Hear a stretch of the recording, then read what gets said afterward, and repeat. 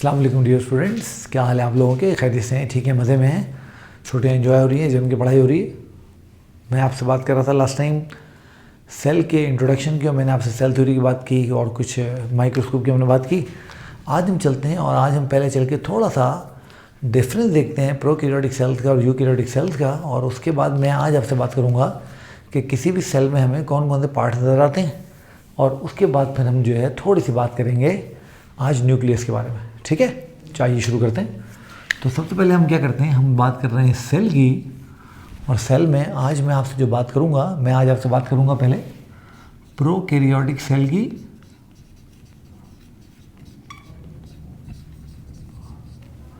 और prokaryotic cells के बाद मैं आपसे बात करूंगा यूकैरियोटिक सेल की। तो बेसिकली पहले जो आज मैं आपसे बात करने जा रहा हूं, मैं आपसे बात करने जा रहा हूं टाइप्स ऑफ सेल की।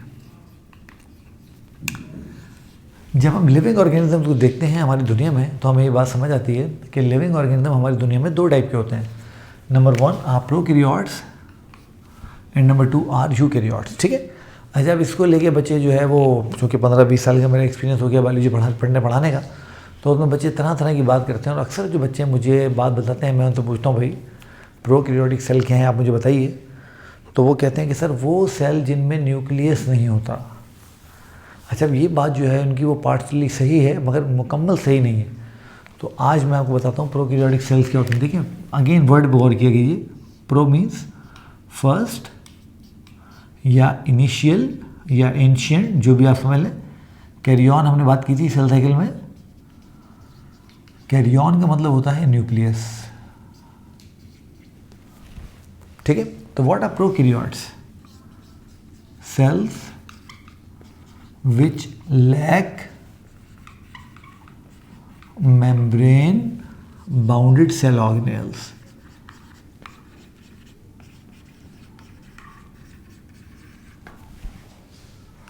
ठीक है, तो अब आप मेरे साथ बताइए वापस, प्रोकैरियोटिक सेल क्या होते हैं? वो सेल नहीं जिनमें न्यूक्लियस नहीं होता। नहीं, वो बात सही है, मगर वो आधी इस बात सही है और आधी बात हमने बताई ही नहीं।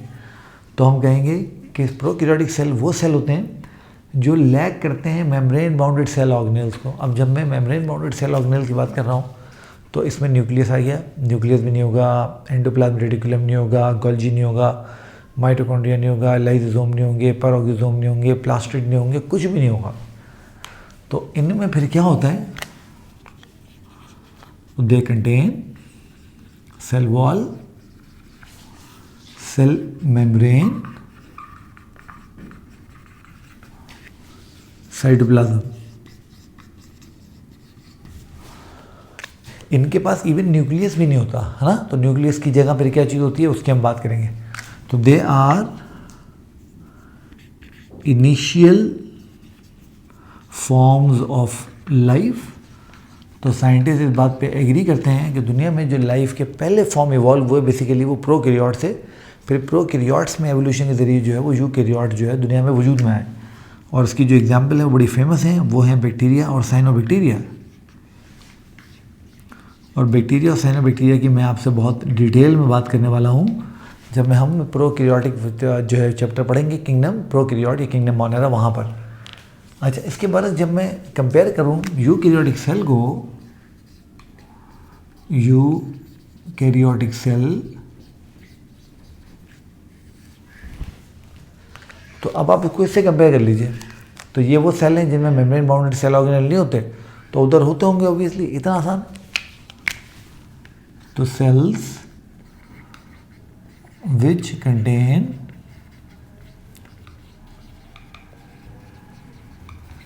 Membrane bounded cell organelles including nucleus. तो इनमें न्यूक्लियस भी होगा। फिर इनके पास क्या क्या होता है? They have cell wall, cell membrane,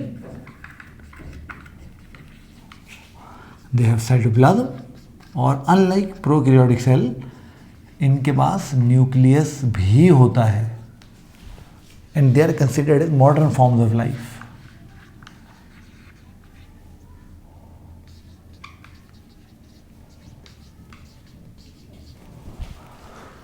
अब याद रहे कि हमारी जो किताब है उसमें जो हमारा चैप्टर नंबर 4 है बेसिकली वो इसी यूकैरियोटिक सेल को डील करता है। जब हम बात करेंगे प्रोकैरियोटिक सेल की तो हम वो बात करेंगे बैक्टीरिया वाले चैप्टर में, जिसका नाम है किंगडम मोनेरा। तो ये हमने थोड़ी सी बात की प्रोकैरियोटिक और यूकैरियोटिक सेल की डिफरेंस की। अब हम ज़रा देखते हैं कि एक यूकैरियोटिक सेल में क्या क्या चीज़ें होती हैं। वैसे तो हम देख चुके हैं, बात कर चुके हैं कि किसी भी यूकैरियोटिक सेल में हमें 4 चीज़ें नज़र आती हैं। हमें सेल वॉल नज़र आती है, हमें सेल मेम्ब्रेन नज़र आती है, हमें साइटोप्लाज्म नज़र आता है और हमें न्यूक्लियस नज़र आता है। तो किसी भी यूकैरियोटिक सेल में हमें 4 चीज़ें नज़र आती हैं। तो आज मैं आपके साथ बात करूंगा सबसे पहले किसकी, हमने बात की न्यूक्लियस की। शाबाश। तो आइए न्यूक्लियस की बात करते हैं।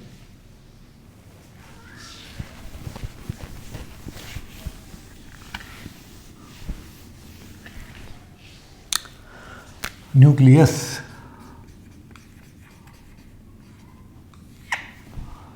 बेसिकली आपको ये बात सबको मालूम है कि nucleus is a control centre of the cell. Nucleus cell का कंट्रोल सेंटर है। ये बात तो आपने सुनी हमेशा कि न्यूक्लियस सेल का कंट्रोल सेंटर है। क्या आपने कभी ये सोचने की कोशिश की कि न्यूक्लियस सेल का कंट्रोल सेंटर क्यों? इस वीडियो को यहाँ 1 सेकंड के लिए, 5 सेकंड के लिए पॉज कीजिए और फिर सोचिए कि न्यूक्लियस जो है वो सेल का कंट्रोल सेंटर क्यों है। शाबाश, सोचिए। उसकी वजह ये है बिकॉज इट कंटेन्स DNA।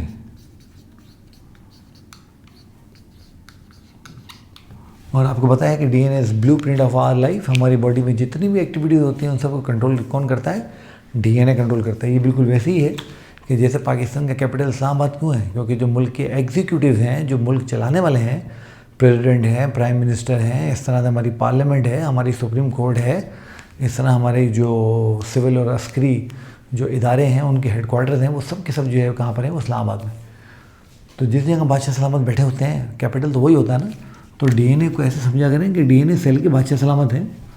तो जिस जगह बादशाह सलामत होंगे वही जगह सेल का कंट्रोल सेंटर बन जाएगी। अगर ये साइटोप्लाज्म में होते तो साइटोप्लाज्म सेल का कंट्रोल सेंटर हो जाता। अच्छा, आमतौर पे cells usually have single nucleus. आमतौर पे सेल में जो न्यूक्लियस होता है वो एक ही होता है, मगर हमें याद रखना है कि हमें पता है कि हर रूल की एक्सेप्शन होती है, एक से ज़्यादा भी हो सकते हैं। मिसाल के तौर पे हमें बाय न्यूक्लिएटेड सेल नज़र आ जाते हैं और उसकी ज़बरदस्त एग्जांपल हमारे पास है सीलिएट्स, और सीलिएट के साथ हमारे पास हैं कार्डिक मसल सेल्स जो हमारे दिल के मसल्स होते हैं। और ये हमें मल्टी न्यूक्लिएट भी मिल सकते हैं, मल्टी न्यूक्लिएटेड। इसकी perfect example skeletal muscle cells, और इसके साथ फंगस। तो फंगस के अंदर भी हमें बहुत सारे जो है वो हाइफी यानी जो फंगस की सेल है वो ऐसे मिलते हैं जो मल्टी न्यूक्लिएटेड होते हैं। अच्छा, जब हम सेल के अंदर न्यूक्लियस को देखते हैं तो आमतौर पे जो सेल होते हैं वो न्यूक्लियस को सेंटर में कंटेन करते हैं। तो यूजुअली प्लेस्ड सेंट्रली या प्लेस्ड इन सेंटर।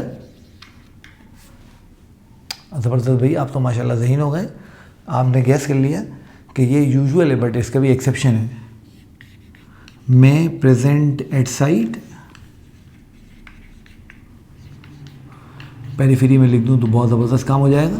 तो में present at periphery, for example plant cell. आपको पता है प्लांट सेल का वैक्यूल इतना बड़ा होता है कि वो न्यूक्लियस को एक पेरिफेरी की तरफ, एक साइड की तरफ जो है वो कंप्रेस कर देता है, दबा देता है। यानी अगर मैं यहाँ प्लांट सेल आपके लिए बना लूँ इस जगह पर, तो इस प्लांट सेल में जो इसका वैक्यूल होगा वो इतना बड़ा होगा कि वो वैक्यूल जो है वो न्यूक्लियस को इस तरफ एक कोने के अंदर जो है वो दबा देगा। तो ये मैं एन लिख देता हूँ ताकि आपको याद रहे कि ये न्यूक्लियस है और ये वैक्यूल है। तो ऐसे होगा, ठीक है। अच्छा, फिर जब हम देखते हैं तो आम तौर पे जो न्यूक्लियस होते हैं वो ओवल या स्फेरिकल इन शेप होते हैं।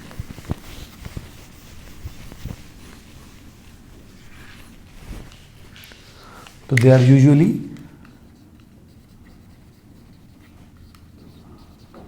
राउंड और ओवल इन शेप।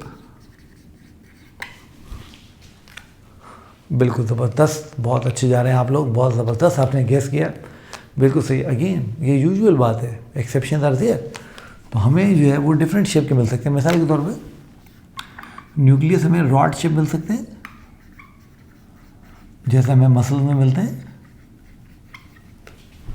ठीक है।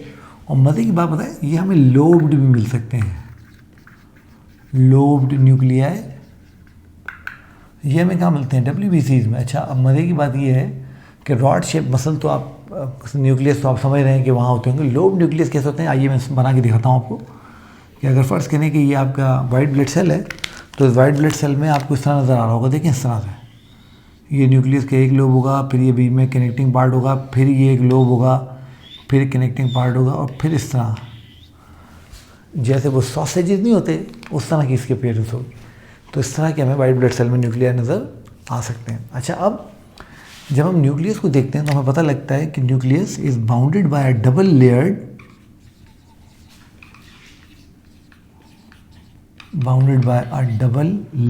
मेम्ब्रेन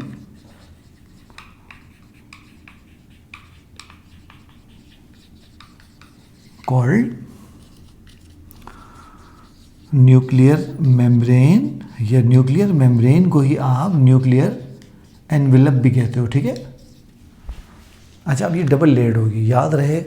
ये मैं आज आपको एक रूल ऑफ थंब बता देता हूँ, उसको आप हमेशा के लिए याद कर लीजिए कि सेल में हर वो ऑर्गेनेल जिसके अंदर हमारे पास DNA मौजूद होगा वो हमें डबल लेयर्ड मिलेगी। मैं आपको एग्जांपल दे देता हूँ, न्यूक्लियस की एग्जांपल तो आपने देख ली, हमने बात की इसमें DNA है। Mitochondria contain its own DNA, उसकी डबल लेयर्ड होती है। Chloroplast contain its own DNA, उसकी डबल लेयर्ड होती है। तो न्यूक्लियस, माइटोकॉन्ड्रिया, क्लोरोप्लास्ट, इन तीनों के अपने DNA होते हैं, डबल लेयर्ड होते हैं। इसके अलावा जितने ऑर्गेनेल्स आप सेल में देखोगे वो सब सिंगल लेयर्ड होंगे। तो ये रूल की मैंने पता है कि आपको बात बताइए, याद रखिएगा उसको। अच्छा, जब आप और मैं न्यूक्लियस के अंदर चले जाते हैं तो हमें न्यूक्लियस के अंदर एक फ्लूइड नज़र आता है जिसको हम न्यूक्लियोप्लाज्म या कैरियोलिम्फ कहते हैं। तो न्यूक्लियस इज फिल्ड विद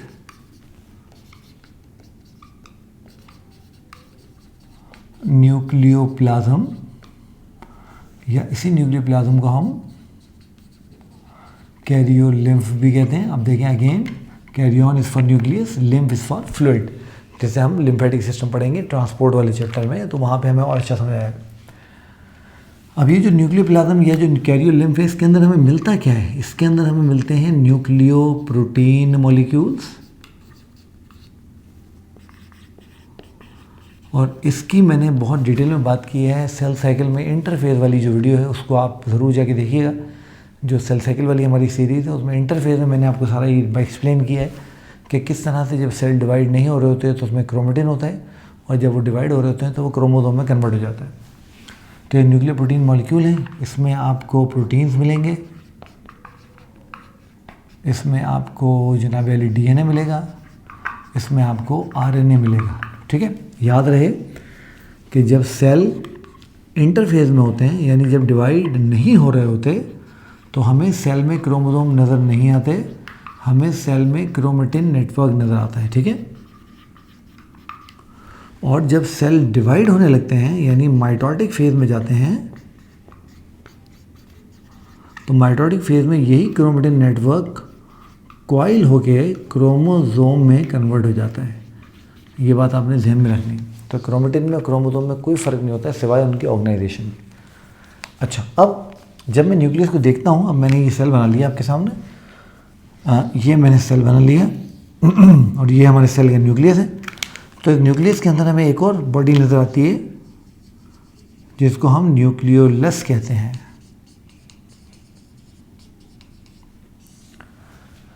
अब जो न्यूक्लियोलस है आपने याद रखना है कि ये फैक्ट्री है राइबोसोम्स की, ये राइबोसोम्स को जो है वो बनाता है। तो राइबोसोम सिंथेसिस जो है वो यहाँ पर होती है, और फिर राइबोसोम जाते हैं और जाकर जो है वो अपनी प्रोटीन सिंथेटिक एक्टिविटीज़ को जो है परफॉर्म करते हैं।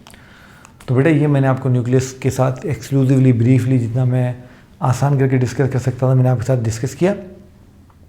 जिस न्यूक्लियस की हमने बात की थी लास्ट लेक्चर में कि रॉबर्ट ब्राउन ने इसको डिस्कवर किया था, और न्यूक्लियस के बारे में तकरीबन सारी बातें मैंने आपसे डिस्कस कर ली।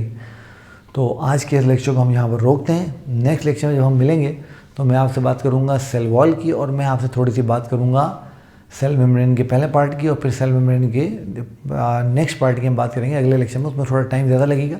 सेल मेम्ब्रेन बहुत इंपॉर्टेंट टॉपिक। अच्छा, इसके साथ ही हम ये वीडियो अपनी आज की ख़त्म करते हैं। आप लोग वीडियो देख रहे हैं, लाइक कर रहे हैं, पसंद कर रहे हैं, बहुत आपका शुक्रिया। मज़ीद इस वीडियो देखते जाइए, लाइक करते जाइए, सब्सक्राइब करते जाइए, अपने दोस्तों को बताते जाइए। उनको बोलिए कि वो अपने दोस्तों को बताएं ताकि एक चेन बन जाए और इस मुश्किल वक्त में जब हम सब अपने घरों के अंदर कैद हैं, जितने बच्चे इससे फ़ायदा उठा सकते हैं इससे फ़ायदा उठाएं। टिल देन, अल्लाह हाफ़िज़, शुक्रिया।